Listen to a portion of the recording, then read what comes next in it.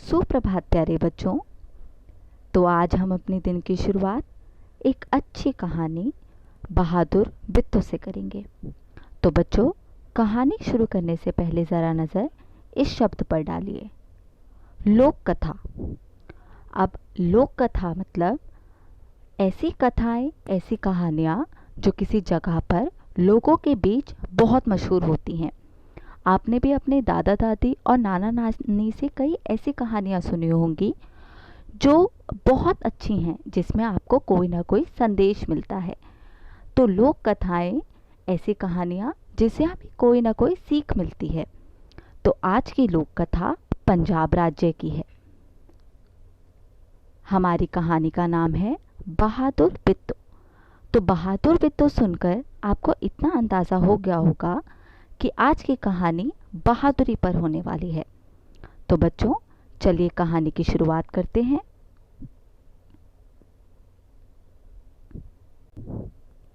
एक किसान था, उसकी बीवी का नाम था बिट्टू। एक दिन किसान ने बिट्टू से कहा, सुबह जब मैं खेत हमें हल चला रहा था तो एक शेर आकर कहा, किसान किसान अपना बैल मुझे दे दे, वरना मैं तुझे खा जाऊंगा। बिट्टू ने उससे पूछा, तूने क्या जवाब दिया? बच्चों, देखते हैं आगे कहानी में क्या होता है। यहाँ आप देख सकते हैं इन दोनों के बीच बातचीत चल रही है। आगे देखते हैं बच्चों क्या होता है।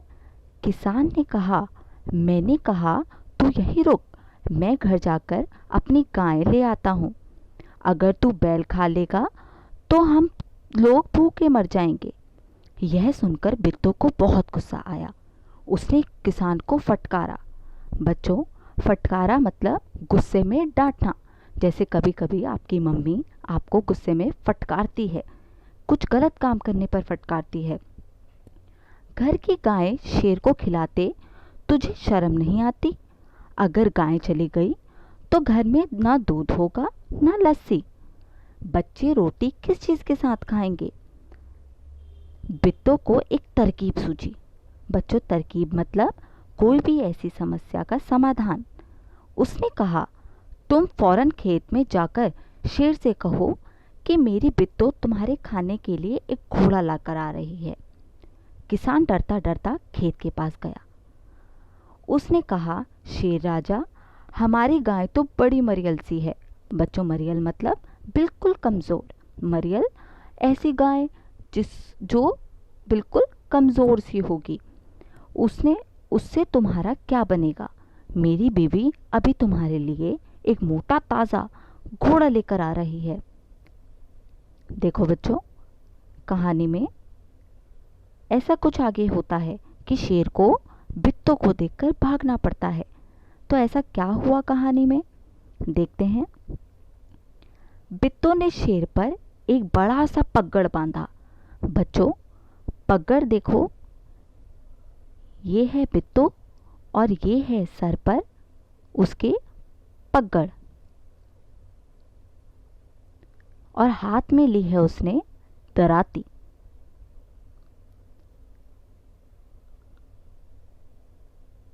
बिट्टू ने सर पर एक बड़ा सा पकड़ बांधा और हाथ में दराती लेकर घोड़े पर सवार हो गई। घोड़ा दौड़ाती वह खेत पर पहुंची और जोर से चिल्लाई, अरे किसान, तू तो कहता था तूने 4 शेरों को फांस रखा है। बच्चों, फांस रखा है मतलब अपने कब्जे में ले रखा है, फंसा रखा है। यह तो सिर्फ एक ही है, बाकी कहाँ गए? फिर वह घोड़े से उतरकर शेर की तरफ बढ़ी और कहने लगी, अच्छा कोई बात नहीं, नाश्ते में एक ही शेर काफ़ी है। इतना सुनते ही शेर डर के मारे कांपने लगा और भाग खड़ा हुआ। यह देखकर बिट्टू बोली, देखा, इसे कहते हैं हिम्मत। तुम तो इतने डरपोक हो कि घर की गाय शेर के हवाले कर रहे थे। बच्चों, बिट्टू ने यह अपने पति को कहा कि तुम कितने डरपोक हो, तुम तो उसे अपनी गाय खाने को दे रहे थे और उसने तो उसे भगा दिया।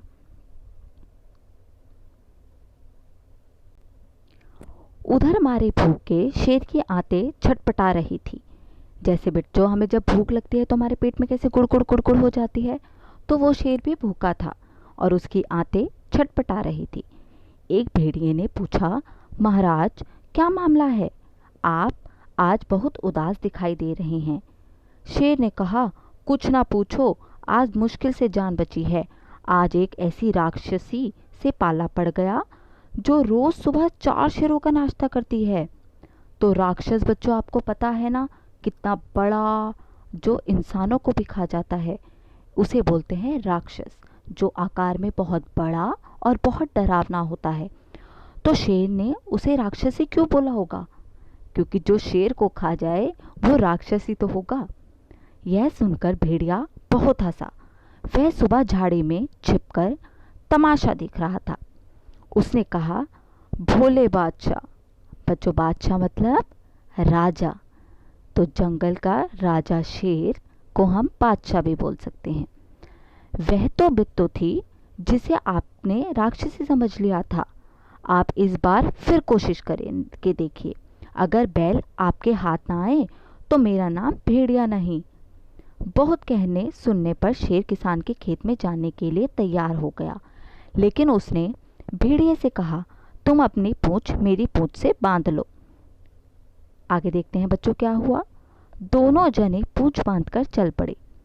उन्हें देखते ही किसान के होश हवास गुम हो गए। वह डर से थर थर कांपने लगा, क्योंकि वो तो डरपोक था। पिछली बार भी वो डर गया और इस बार जब भेड़ और शेर दोनों साथ आए वह फिर डर गया। लेकिन बित्तो बिल्कुल नहीं घबराई।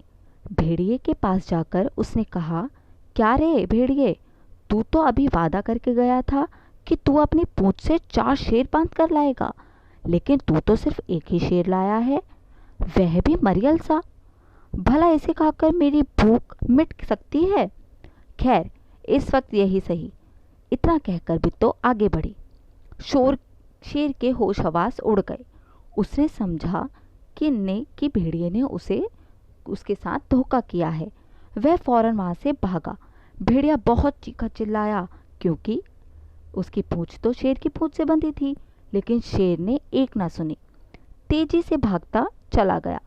किसान और बित्तो आराम से रहने लगे। उन्हें मालूम था कि अब शेर उनके खेत की तरफ फिर नहीं आएगा। बच्चों, हमारी कहानी यहाँ यहीं ख़त्म होती है। आप देख सकते हैं कैसे शेर और भेड़िया दोनों पूंछ बांधे बैठे हैं।